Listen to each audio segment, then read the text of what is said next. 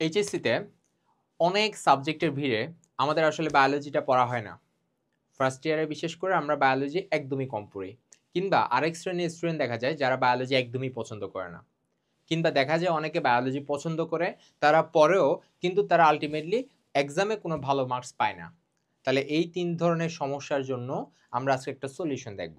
সেটা হচ্ছে দেখো তোমাদের যারা বায়োলজি পছন্দ না, তাও তো তোমার A+ পাওয়া লাগবে। যে বায়োলজি অনেক কনসেপ্ট ক্লিয়ার করে পড়তেছো, সে যদি এক্সামের মার্ক ভালো না পাও, তাহলে আল্টিমেটলি তোমার A+ মিস যাবে। তাহলে সব ক্ষেত্রেই আমাদের মেইন ফোকাস কোনটা ফার্স্টে? সেটা হচ্ছে আমাদের আগে A+ টা এনশিওর করতে হবে এনিহাউ, অথবা আমাদের 90% মার্কটা অবশ্যই এনশিওর করতে হবে। তাহলে এই পয়েন্টে যদি আমরা সবাই একমত হই, তাহলে আমার অবভিয়াসলি বায়োলজির জন্য দরকার একটা প্রপার সাজেশন। ধরো যারা আমার বায়োলজি পছন্দ না, সাপোজ ধরো তোমার বায়োলজি পছন্দ না, বাট তোমার তো 90% মার্কস কিংবা A+ তো তোমার পাওয়া লাগবে। এই জন্য তুমি যদি ফিল্টার আউট করে জাস্ট নির্দিষ্ট টপিকগুলো পড়ো এবং ওই টপিকের কি চিত্র আঁকতে হবে সেটা যদি তুমি জানো, কিংবা আগের বছরে এনসিটিভির যত কোয়েশ্চেন আছে সবগুলা যদি ওই কোয়েশ্চেনের বেসিসে যদি তুমি নতুন কিছু কোয়েশ্চেন পাও, ঠিক আছে, তাহলে ওই জিনিসগুলো যদি তুমি সলভ করো, তুমি ইম্পর্টেন্ট টপিকগুলো যদি আলাদাভাবে ফিল্টার আউট নিজে না করতে পারলেও যদি এখানে দেখো যে কোথাও ফিল্টার আউট করে দেয়া আছে, তাহলে তুমি ওইটার হেল্প নিলা, তাহলে সবকিছু মিলায় কিন্তু তোমার আলটিমেটলি রেজাল্টটা ভালো হবে। তুমি আমার কথা বুঝতে পারছো? তাহলে তুমি যদি ওই সময়টা বায়োলজির পিছনে স্পেন্ড করতে না চাও, তাহলেই কিন্তু তোমার জন্য এই কিউএনএ বায়োলজি নোটস বইটা অনেক হেল্প করবে। কারণ আমরা এইচএসসি ফার্স্ট ইয়ারে কিংবা সেকেন্ড ইয়ারে দেখা যায় বায়োলজি অত ভালো করে পড়তে পারি না।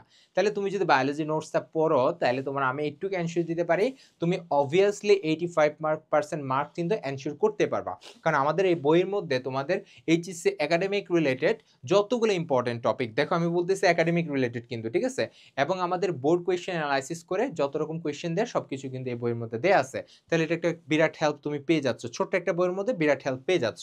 সেকেন্ড যেটা, সেটা হচ্ছে প্রত্যেকটা জিনিস দেখো বাইরের বিভিন্ন উদাহরণ দিয়ে বোঝানো হয়েছে সুগঠিত বিষয়গুলা। মানে এটা কি বোঝানো হয়েছে, আমাদের কিছু জিনিস আসলে আমরা বুঝতে পারি না, আমাদের বায়োলজির মধ্যেও কিন্তু দুই একটা জিনিস আছে যেগুলো আসলে আমরা বুঝতে পারি না, তো ওই জিনিসগুলোকে কিন্তু খুব সহজভাবে এখানে তোমার উপস্থাপন করা হয়েছে, যাতে যদি তুমি কোথাও নাও পড়ো, জাস্ট এই বইটা আর মেইন বইটা পড়ে যাতে তোমার মোটামুটি কনসেপ্ট অলমোস্ট ওভারঅল ক্লিয়ার হয়ে যায়। ঠিক আছে? আচ্ছা, থার্ড যে জিনিসটা দেখো, আমাদের চিত্র আঁকার বিষয়টা, এবং চিত্র আঁকার বিষয়টা কোত্থেকে কি আঁকতে হবে এটা কিন্তু আমরা বুঝতে পারি না। তো এখানের মধ্যে কিন্তু এই জিনিসটা টপিকটা যদি ফোকাস করো, ধর আমি একটা অ্যালভিউলাসের টপিকটাকে আমি ফোকাস করতেছি, দ্যাট মিনস অ্যালভিউলাসের চিত্র আমাকে অবশ্যই আঁকতে হবে।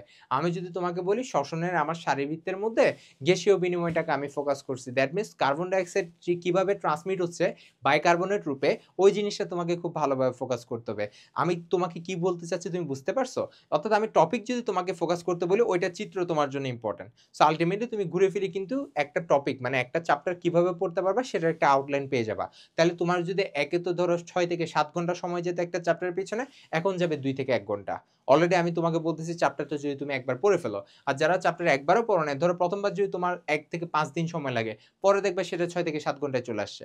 কারণ তুমি তো এখন জানো কি টপিক পড়া লাগবে, তুমি আগে ওই টপিকগুলো একদম ভালোভাবে খেয়ে ফেলবা। ঠিক আছে? তো আমাদের কিন্তু এই বইটা রকমারি কিন্তু একটা বেস্ট সেলিং বই, প্রতি বছর অনেকবার অনেক সেল হয়। এখন এই বছর কিন্তু এটার মোড়কও চেঞ্জ করা হয়েছে এবং ভিতরে কন্টেন্টগুলো আরো আপগ্রেড করা হয়েছে এবং নতুন ইনফরমেশন অ্যাড করা হয়েছে, যেগুলো তোমার এইচএসসি একাডেমিক লাইফে অবশ্যই লাগবে। সো তুমি চাইলে ডেমো পেজ কয়েকটা চেক করতে পারো, যদি তোমার ভালো লাগে, যদি তুমি দেখো যে এটা তোমার জন্য হেল্পফুল হয়, তাহলে আমাদের কমেন্টে কিংবা ডিসক্রিপশনে গিয়ে কিন্তু তোমরা বইটা পারচেস করে ফেলতে পারবা। সবাই ভালো থাকবা, সুস্থ থাকবা। আসসালামু আলাইকুম।